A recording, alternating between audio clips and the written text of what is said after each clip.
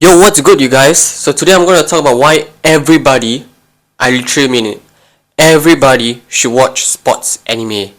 Whether it's basketball, boxing, volleyball, soccer or football, whatever you call it, or any other sports, I think everybody should watch sports anime.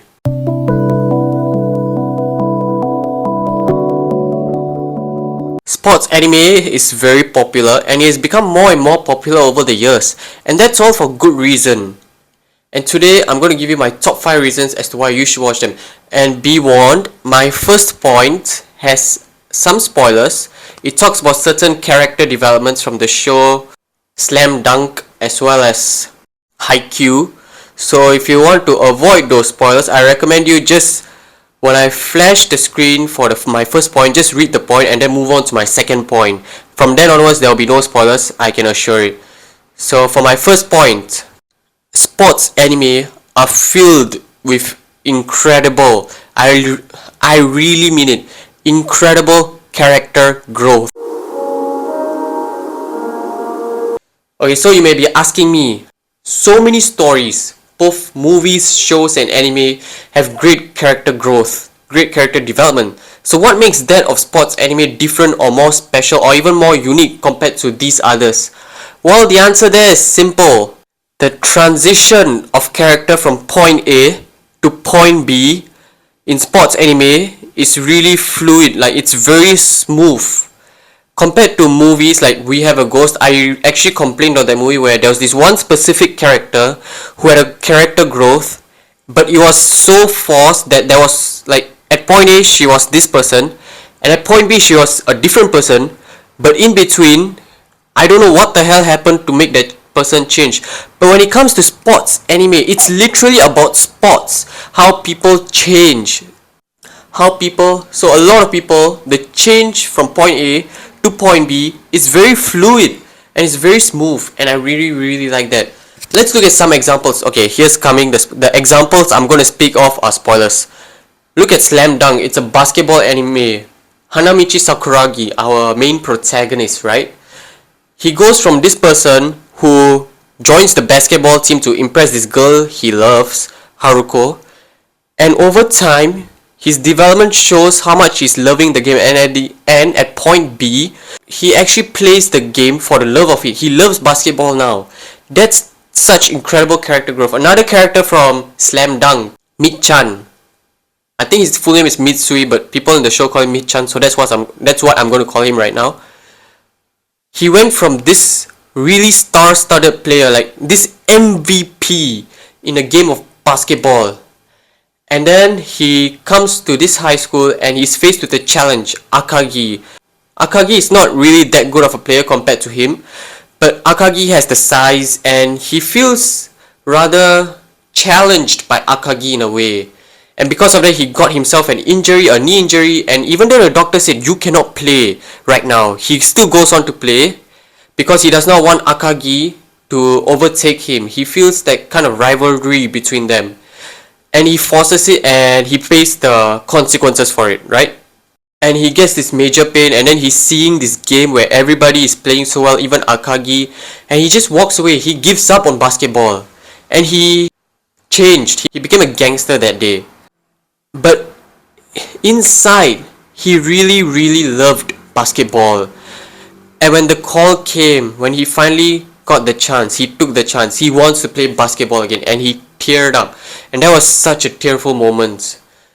The change of this character, the growth of this character. Let's look at other sports anime like Haikyuu even. Kageyama, he's this egocentric setter who's also this genius, but again egocentric. He sets the ball for people such that shut up and do whatever I want you to do it my way. That's what his setting was like. But over time he changes and he works better with the team. He takes input from the team. How's my setting to you? Do you like it? Do you prefer it? How can I improve? And things like that. He changes over time. Another character, let's take Blue Lock for example. This character, whose name I sadly forgot, tragic. God damn it, I should have remembered his name. This character, at first he's like, I want to follow the monster inside of me.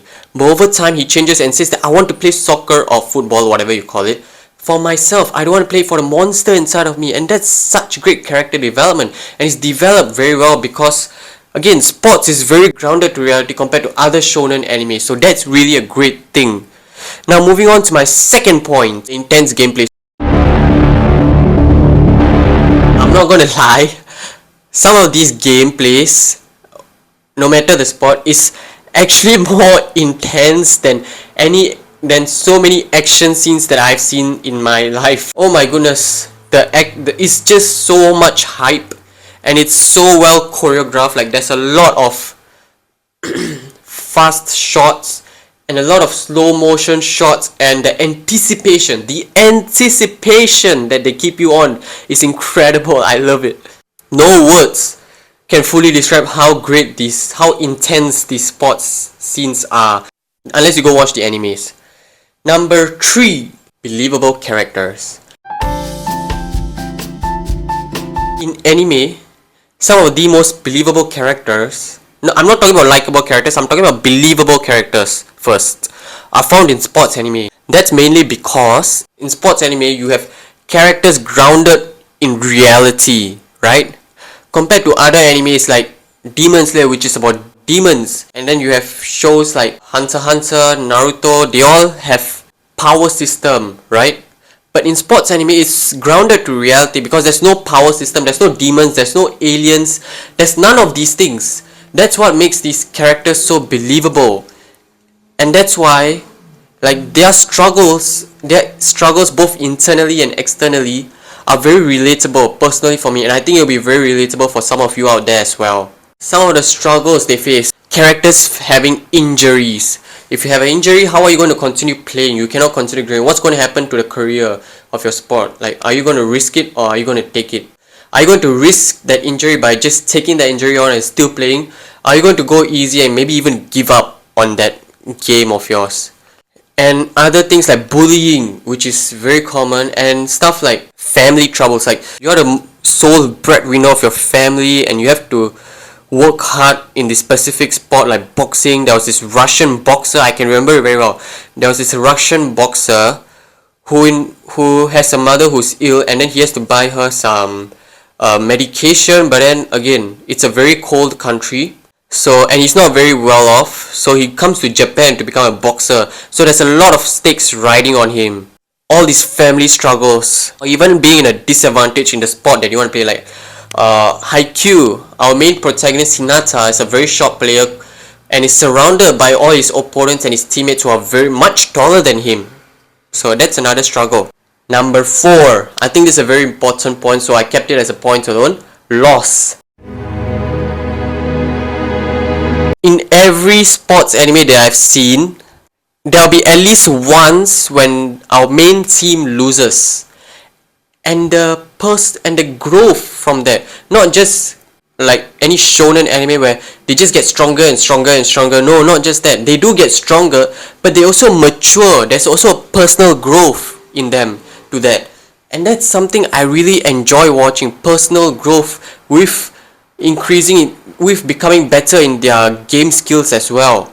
And that's just really amazing. I mean, if you let me just tell you, I'm not a sports player at all, and I found all these sports anime really relatable, and I enjoyed watching their growth as well, despite not being an expert in that sport.